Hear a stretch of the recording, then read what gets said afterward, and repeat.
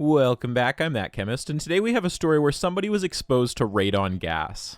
I did my master's in an environmental lab, and I was responsible for a setup in the corner to scrub acetone out of the acetylene we got from a tank, which almost exploded the lab. A line ran from the tank, drooped about 3 feet into the fume hood, and connected to a glass pipe.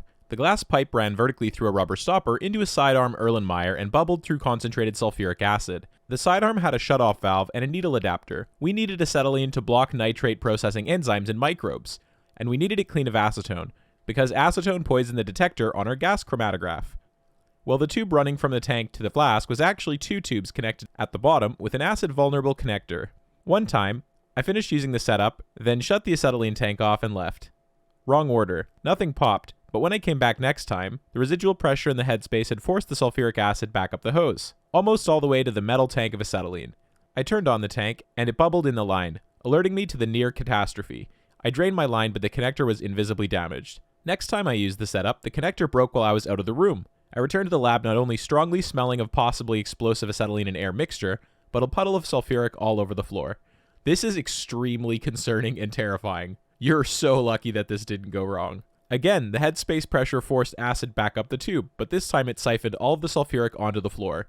The lab manager helped me put up signs to keep people out, but I was sweating bullets until the fume hoods cleared the room of acetylene. We then had to use a couple of pounds of bicarbonate to clean up the acid puddle, which was alarmingly close to, but thankfully not touching, the acetylene tank. I shudder at the possibilities that day. This is one of the scariest stories I think we've had on the channel so far. This is so close to a really deadly situation, and you're really lucky it didn't go wrong. A new professor was taking over the lab space of a retired professor. The cleaning/renovation crew was making their way through, taking down cabinets and such. At some point, the crew comes across a cabinet mounted rather high up that needed to come down. Figuring that everything had been cleared out, he took a sledgehammer to it. It had not been cleared out. Instead, it began raining mercury. Oh no! 2 shortish stories, both with photos. For the first photo, I was pouring out a good amount of dichloromethane from the collection flask of our rotovap when I got a good amount of splashback. It was the end of the day, and I wanted to get it over with. I was wearing nice thick nitrile gloves, but the splash went over my gloves. Now I know what a DCM burn feels like, but this one felt different, more intense. Once I started washing my hands, I saw a small black stain on my skin that lines up well with where my fitness tracker normally sits on my wrist. You can probably guess what happened, and the photo is of the underside of the fitness tracker now. Still works though. I now wear extra long nitrile gloves that go well above my wrist line.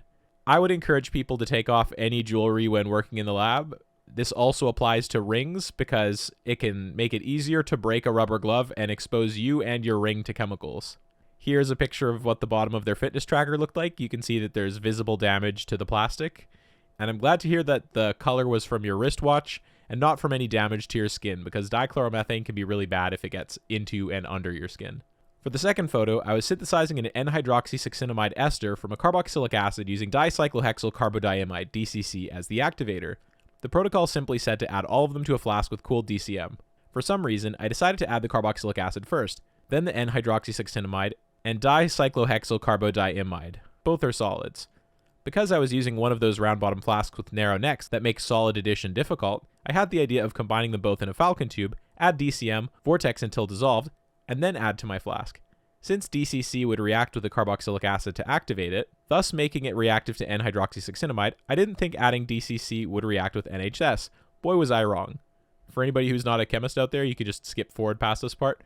For the people who are actively doing research, these activating agents can often still activate both the carboxylic acid as well as the nucleophile, so it's better to be careful because inverse addition is still an addition. Added both to a falcon tube, closed it, started vortexing. Halfway through, I noticed that the tube was getting hot, so I stopped and was greeted by the falcon tube cap blowing up like a balloon. Oh my gosh. I quickly moved it to a fume hood to vent the pressure, but I guess I was not fast enough and the tube went psst. A hole opened up in the tube as pictured, and out came the tube's contents. I was lucky that it sprayed away from me and onto the fume hood wall, and the worst I had to do is cleaning off the DCC urea byproduct, which is insoluble to basically everything. You're so lucky that this didn't get all over you, because DCC is also really toxic and it's a potent allergen sensitizer, so you got lucky. Here's a picture of what happened to the falcon tube. The part that blew up like a balloon is a blue piece of plastic that should not be flexible at all, so this is pretty scary. Today's Yikes awardee, and the big story for today, goes to Impressive Low.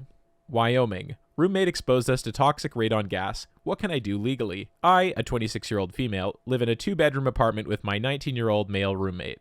My roommate has a collection of clocks and old electronics that he keeps in a case in his bedroom. I received my radon detector from a friend 3 days ago. He had high radon levels, 5 picocuries per liter, in his house, but got it mitigated, and now it's down below 1 picocurie per liter, and wanted to give it to me as he didn't need it anymore. I turn it on, and after the warm-up period, I see that it's reading 224 picocuries per liter, not 2.24, in the main room.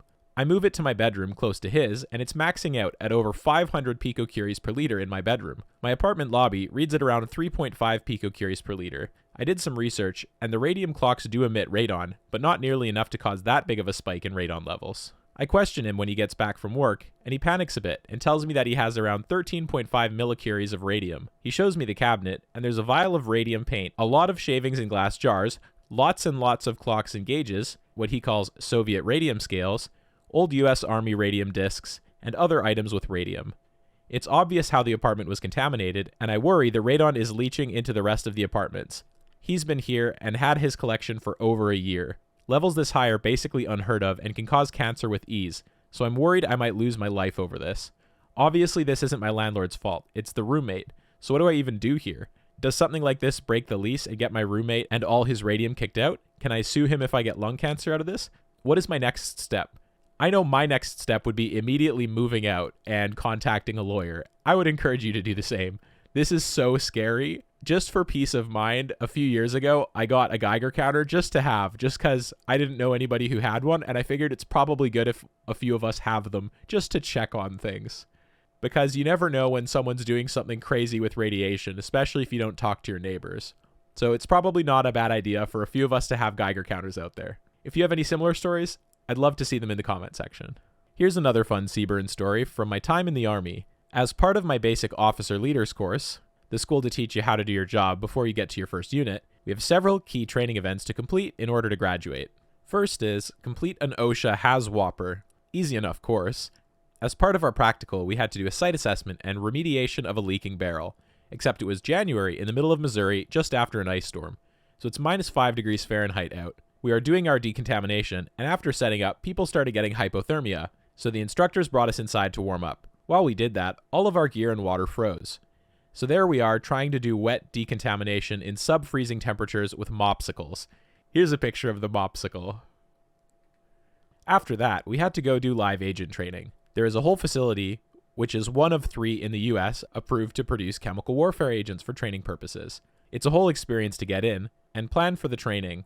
One of the key things is, once you're in, do not touch your mask. If you have any symptoms you're concerned about, tell the cadre, and they will check you out for signs and symptoms. They are very explicit in that if you touch your mask or break your seal, it'll be a bad day. So the class before us was doing their live agent training with a non-persistent nerve agent, sarin, and a persistent nerve agent, VX. One poor girl started getting a headache from her mask being too tight to her face, and panicked. She broke the seal to her mask while in the presence of sarin. She began to freak out even more at this point. 4 cadre grab her, 1 sticks her in the thighs with a nerve agent antidote kit.